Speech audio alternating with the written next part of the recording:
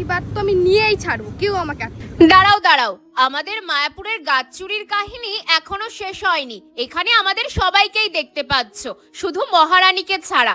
আমরা তৈরি হয়ে গেছি গোশালায় যাওয়ার জন্য, কিন্তু রিমি কোথায়? না তো, এই রেস্টুরেন্টটাতেও নেই। খুঁজতে খুঁজতে চলে এলাম সামনের পার্কটাতে।